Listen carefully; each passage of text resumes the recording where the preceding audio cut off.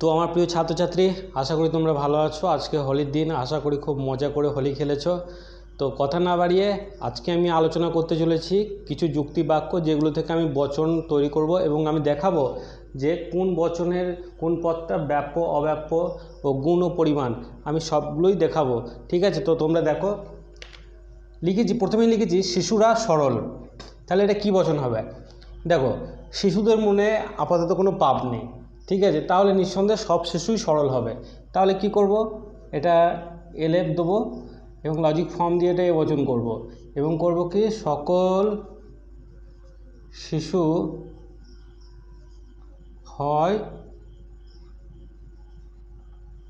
সরল। ঠিক আছে, দেখো তাহলে এটা কি হলো, এ বচন। তাহলে এ বচনে দেখো, প্রথম পদ উদ্দেশ্য পদ হচ্ছে ব্যাপ্য আর বিধেয় পদ হচ্ছে অব্যাপ্য। তাহলে এখানে শিশু আর সরল, দেখো শিশু পদটা হয়েছে ব্যাপ্য উদ্দেশ্য পদ আর সরলটা হয়েছে অব্যাপ্য।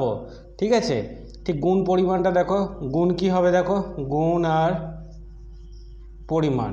ঠিক আছে, পরিমাণ তো এ বচন দেখো এখানে আয় আর ওন বিশেষ লিখেছি, তাহলে এটা কি হবে, সার্বিক অথবা সামান্য। আর গুণ দেখো এ বচনে হচ্ছে হয় হয় সদর্থক। তাহলে কি হলো, শিশুরা সরল। এটা যুক্তিবাক্য ছিল।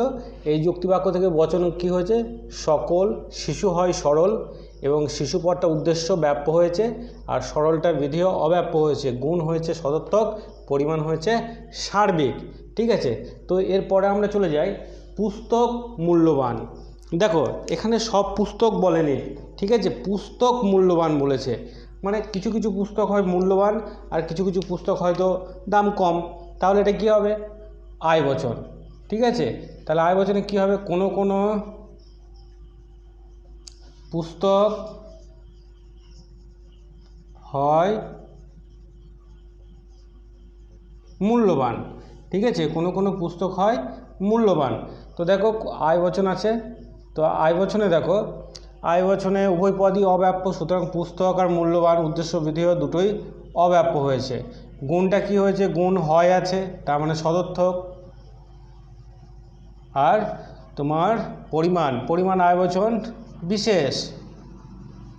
ঠিক আছে, তাহলে দেখো খুব ইম্পর্টেন্ট যে পুস্তক মূল্যবান, সব পুস্তক কিন্তু বলে নাই, বলেছে পুস্তক মূল্যবান, এটা কিন্তু ভালোভাবে বুঝতে হবে। দেখো জড়বস্তুর ওজন আছে, একদম স্বীকার করা হয়েছে সকল জড়বস্তুই হচ্ছে ওজনশীল। তাহলে তোমাকে লিখতে হবে লজিক ফর্ম এ বচন হবে সকল জড়বস্তু হয় ওজনশীল বস্তু লিখতে পারো।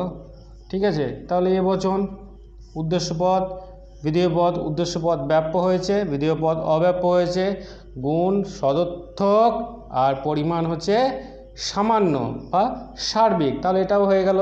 দেখো বলছে এখন অন্ধকার, নির্দিষ্ট করে বলছে যে এই মুহূর্তে অন্ধকার, তাহলে এটাও এ বচন হবে। তাহলে এ বচন হলে কি হবে, দেখো যে এখন বলেছে, এখানে কিন্তু সকল হবে না, হবে সময়টি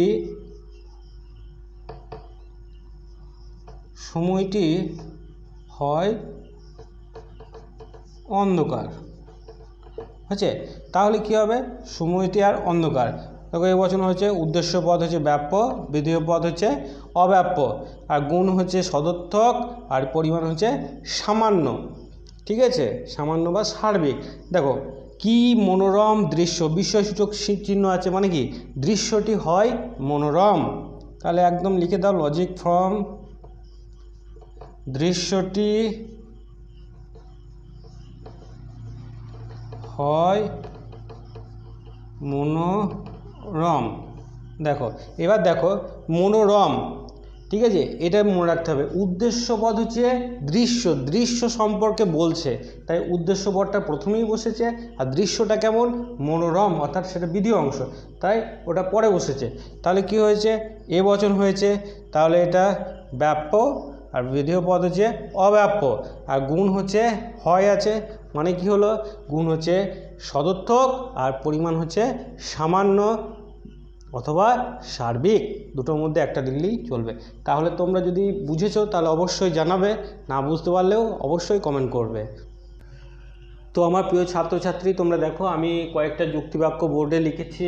যেমন ধরো, সাদা বাঘ আছে, কেবলমাত্র বৈজ্ঞানিক রায় প্রগতিশীল, একটি ছাড়া সব ধাতু কঠিন, কালো ভূত নেই সে ধনী।